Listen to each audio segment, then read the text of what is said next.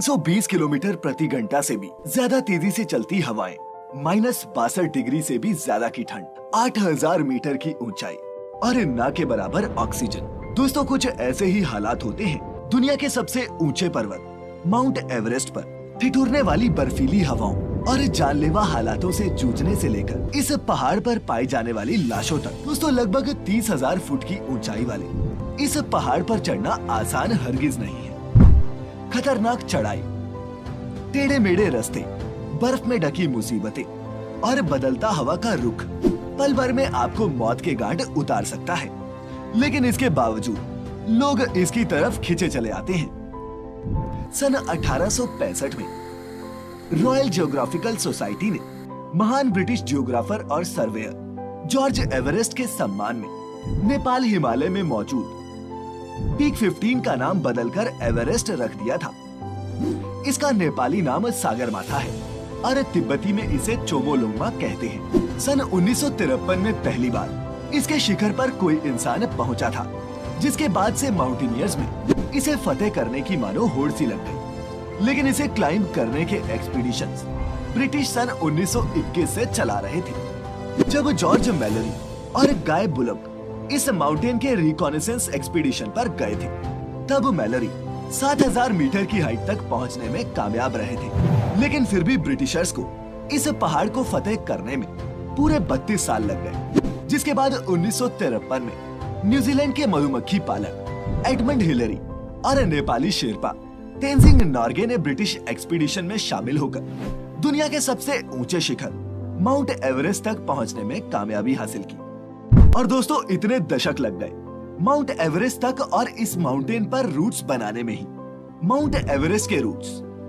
दोस्तों, तो अगर आपके मन में भी अब ये सवाल उठ रहा है कि आखिर दुनिया के सबसे ऊंचे पर्वत पर जाया कैसे जाता है और इसके कितने रास्ते हैं, तो बता दूं कि एवरेस्ट पर चढ़ने के कुल 18 नेम्ड रूट्स हैं। लेकिन माउंटेनियर्स में सबसे पॉपुलर 2 ही रूट हैं। नॉर्थ ईस्ट रिज रूट जो चीन की तरफ से है और साउथ कोल रूट जो नेपाल से होकर जाता है। और दोस्तों, वो साउथ कोल रूट ही था जिससे होकर तेंजिंग और हिलरी एवरेस्ट पर गए थे। नॉर्थ रूट से कभी जॉर्ज मैलोरी चढ़े थे, जो बीच रास्ते में ही गायब हो गए। लेकिन फिर 1960 में एक चीनी टीम ने इस रास्ते पर चढ़कर ये बता दिया था कि एवरेस्ट को यहाँ से भी फतेह किया जा सकता है। इन दोनों में भी नेपाल वाला रास्ता ज्यादा इस्तेमाल होता है, क्योंकि एक तो इस रूट का मौसम नॉर्थ रूट के मुकाबले थोड़ा कम ठंडा होता है, दूसरा यहाँ रेस्क्यू के भी ज्यादा ऑप्शंस हैं। नेपाल के रास्ते एवरेस्ट बेस कैंप तक का ट्रैक सुंदर पहाड़ी घाटियों और छोटे छोटे गांव से होकर गुजरता है। लेकिन असल मशक्कत तो दोस्तों बेस कैंप से शुरू होती है। आइए दोस्तों, अब जानते हैं कि बेस कैंप से एवरेस्ट के टॉप यानी कि समिट तक कैसे पहुंचा जाता है। Base camp. अगर आप सोच रहे हैं कि ये बेस कैंप क्या है, तो दोस्तों बता दूं कि एवरेस्ट पर लगातार चढ़ना नामुमकिन है। ऐसे में 17,500 फीट पर पथरीली बंजर जमीन पर बसी ये एक ऐसी रंग बिरंगी दुनिया है जो दुनिया भर से आए पर्वतारोहियों का एक मेला हो जैसे। असल में ये एक स्टॉप है, यहाँ से एवरेस्ट की चढ़ाई की तैयारी की जाती है। जैसा कि हम सब जानते हैं कि लगातार एवरेस्ट पर चढ़ना नामुमकिन है, इसीलिए राशन, मेडिकल सप्लाईज और कम्युनिकेशन डिवाइसेस यहीं पर रखे और नीचे से मंगवाए जाते हैं और फिर जरूरत पड़ने पर इन्हें आगे के कैंप्स में भेजा जाता है। लेकिन दोस्तों, अच्छा और ताज़ा खाना क्लाइंबर्स को बेस कैंप पर ही मिलता है, क्योंकि यहाँ रेगुलरली किचन सप्लाईज की रिफिलिंग होती रहती है। यहाँ प्रॉपर टॉयलेट टैंक्स भी होते हैं, जिनमें क्लाइंबर्स आराम से अपनी रूटीन को अंजाम दे सकते हैं। सैटेलाइट फोन्स के जरिए यहीं से एवरेस्ट की सारी न्यूज बाकी दुनिया को मिलती है। सर्दियों में वीरान पड़ा ये इलाका गर्मियों के कुछ महीने दुनिया भर से आए माउंटेनियर्स और नेपाली शेरपास की चहल पहल से जिंदा हो उठता है। लेकिन बेस कैंप पर रोजमर्रा की जिंदगी भी किसी चुनौती से कम नहीं है। यहाँ झील जमी हुई है और बर्फीले तूफान और एवलांच की डरावनी आवाजें यहाँ आती रहती हैं। लेकिन फिर भी दोस्तों, ये पर्वतारोही अपने घर परिवारों से दूर इस बर्फीले पहाड़ पर खुशी के पल ढूंढ ही लेते हैं। हर टीम अपने साथ डॉक्टर्स, कुक और पोर्टर्स की टीम भी लाती है। ऐसे में बेस कैंप पर रुकने की पूरी व्यवस्था होती है। क्लाइंब के दौरान बीमार पड़े और लौटने वाले माउंटेनियर्स को बेस कैंप पर ही रिकवर किया जाता है। जिसके लिए यहाँ मेडिकल और रेस्क्यू फैसिलिटीज भी अवेलेबल होती हैं। यहाँ छोटे बड़े कई टेंट्स लगे होते हैं जिनमें क्लाइंबर्स अपने अपने स्लीपिंग बैग्स में घुसकर आराम की नींद लेते हैं, क्योंकि इसके आगे तो आराम मानो बहुत मुश्किल से ही मिलता है। फिर कुछ दिन आसपास के इलाके में रेकी और एक्लेमेटाइज होने के बाद शुरू होती है एवरेस्ट की मुश्किल चढ़ाई, जिसमें सबसे पहले आपका सामना होता है खुम्बू आइसफॉल से। खुम्बू आइसफॉल दोस्तों, खुम्बू आइसफॉल समुद्र तल से लगभग 18,000 फीट की ऊंचाई पर स्थित है और ये जमी हुई बर्फ का एक बहुत बड़ा झरना सा है। यहाँ की सतह बेहद रिस्की है क्योंकि ये पूरी जगह एक मूविंग ग्लेशियर पर टिकी हुई है। यहाँ बर्फ कब और कहां से गिर जाए अंदाजा लगाना मुश्किल है। पैरों के नीचे दरार खुलने से लेकर बर्फ के बड़े बड़े टुकड़े सिर पर गिरने तक यहाँ जानलेवा खतरों की कोई कमी नहीं। बर्फ की इन गहरी क्रेवासेस को पार करने के लिए माउंटेनियर्स यहाँ सीढ़ियों का इस्तेमाल करते हैं। शेरपास पहले आगे जाकर सभी रोप्स और रूट फिक्स करते हैं, जिसके बाद क्लाइंबिंग टीम्स इस एरिया से जितना जल्दी हो सके निकलने की कोशिश करती है, क्योंकि मौत यहाँ हर वक्त मंडराती रहती है। दोस्तों, एवरेस्ट पर चढ़ने वाले क्लाइंबर्स खुम्बू आइसफॉल को अर्ली मॉर्निंग में कवर करना ज्यादा बेहतर समझते हैं, क्योंकि ठंडी रात के बाद इसका ज्यादातर हिस्सा पूरी तरह से जमा होता है और इसीलिए सुबह के वक्त इस पर चलना थोड़ा आसान होता है। Valley of silence Khumbu icefall को पार करने के बाद माउंटेनियर्स पहुंचते हैं वैली ऑफ साइलेंस में, जो एवरेस्ट तक के रास्ते में बेस कैंप के बाद अगले कैंप का काम भी करता है।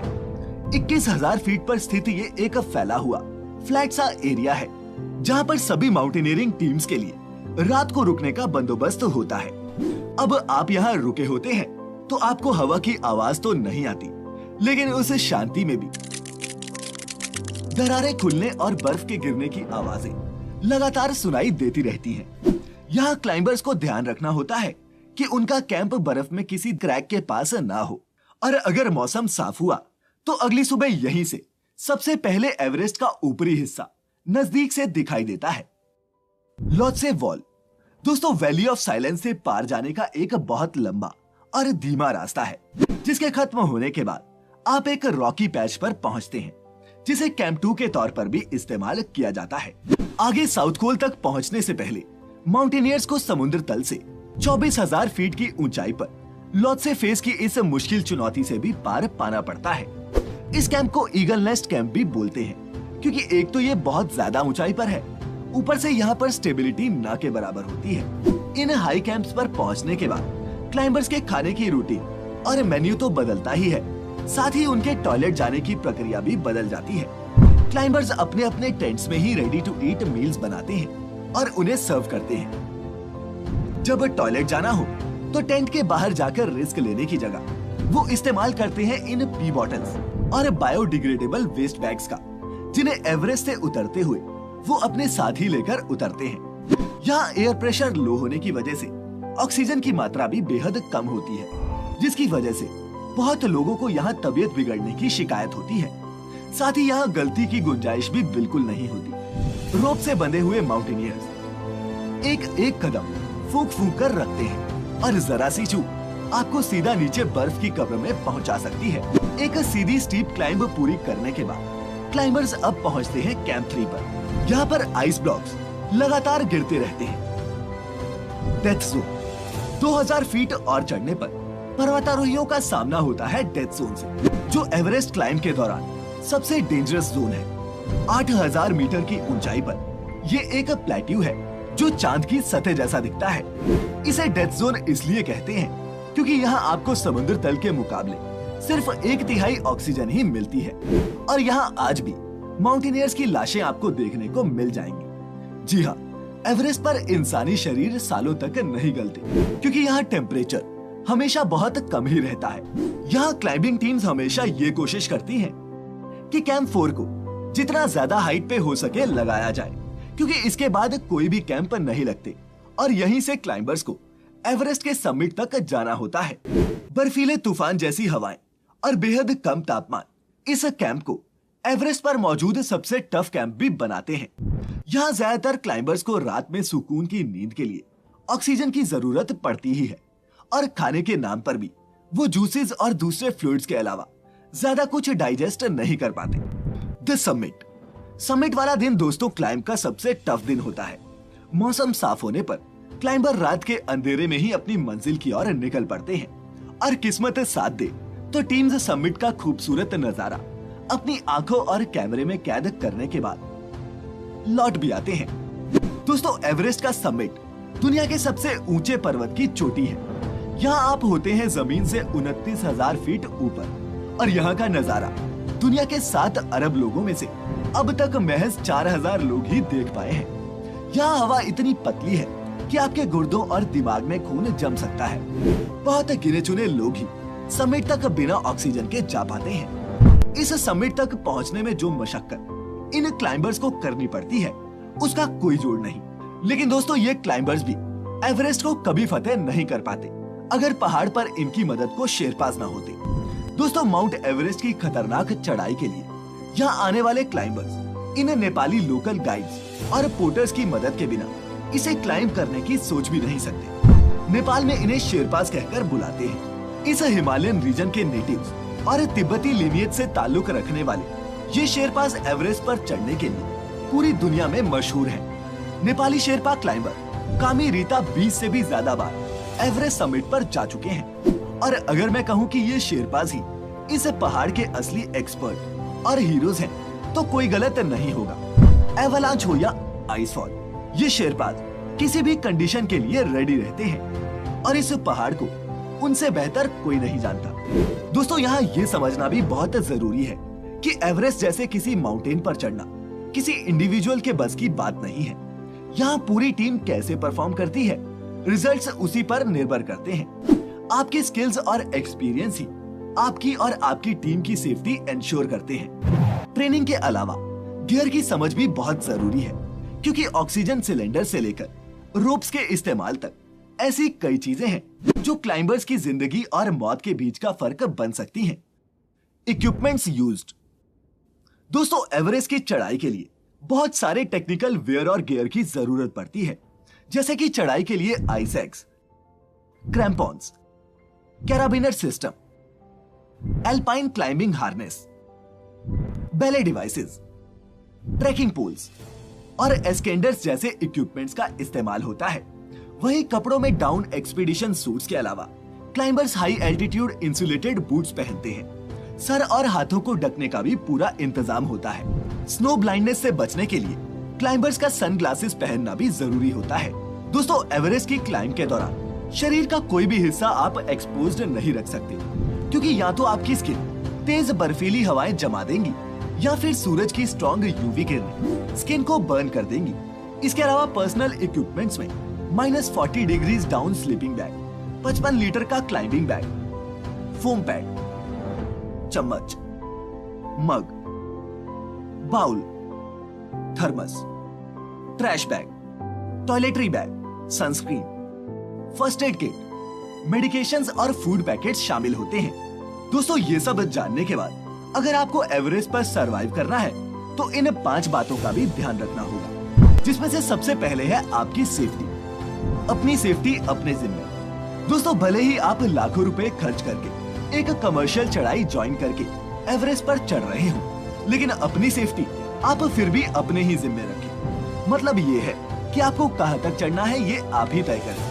अपनी रस्सी, अपनी ऑक्सीजन और अपने सारे गियर का ध्यान खुद रखना जरूरी है, क्योंकि दोस्तों चढ़ाई में फेल होना फिर भी ठीक है, लेकिन इस पहाड़ से जिंदा वापस लौटना ही सबसे ज्यादा जरूरी है। मौसम की इज्जत करें। दोस्तों एवरेस्ट पर मौसम बहुत तेजी से बदलता है और खराब मौसम में एक आसान सी चढ़ाई भी जानलेवा बन सकती है। चढ़ाई शुरू करने से पहले मौसम की जानकारी लें और उस जानकारी को नजरअंदाज न करें, क्योंकि अगर आपने मौसम को हल्के में लेकर आगे की चढ़ाई शुरू कर दी और बीच में तूफान आ जाता है तो आपको कुछ नजर ही नहीं आएगा और आप तूफान में घंटों फंस भी सकते हैं। रस्सियों का इस्तेमाल करें। दोस्तों आपको एवरेस्ट पर अकेले हीरो बनने की कतई भी जरूरत नहीं है। एक टीम में खुद को रस्सियों में बांधना बहुत जरूरी है और इन रस्सियों को चेक करके चलें। ऐसे में अगर चढ़ाई के वक्त आपका पैर फिसल भी जाता है तो बाकी की टीम आपको पहाड़ से नीचे गिरने से बचा लेगी। खूब पानी पिएं।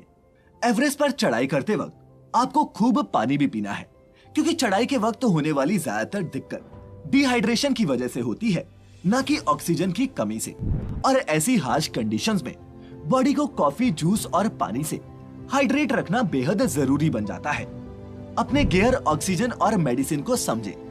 दोस्तों, एवरेस्ट क्लाइंब करते हुए आपको ये भी पता होना चाहिए कि आपको ऊपर तक पहुंचने में कितनी ऑक्सीजन लगेगी, किस कंडीशन में आपको कौन सी दवा लेनी है और इमरजेंसी में रिएक्ट कैसे करना है। ये छोटी छोटी चीजें भी इस पहाड़ पर आपकी जिंदगी और मौत के बीच का फर्क बन सकती हैं। तो दोस्तों, कुल मिलाकर एवरेस्ट पर चढ़ने का मतलब होता है हर वक्त मौत के साए में जीना। लेकिन अगर ट्रेनिंग हार्ड हो और टीम, मौसम और गियर आपका साथ दे तो आप भी एवरेस्ट की इस चुनौती से पार पा सकते हैं। तो दोस्तों, मुझे नीचे कमेंट करके जरूर बताना अगर आप भी दुनिया के इस सबसे ऊंचे पहाड़ की इस इम्पॉसिबल सी चढ़ाई को करना चाहते हैं। लेकिन ध्यान रहे, इसके लिए आपको 8 लाख रुपए एवरेस्ट पर चढ़ने की परमिट फीस के तौर पर भरने होंगे और लाखों की ट्रिप कॉस्ट लगेगी, सो अलग। खैर, आज की इस वीडियो में फिलहाल इतना ही।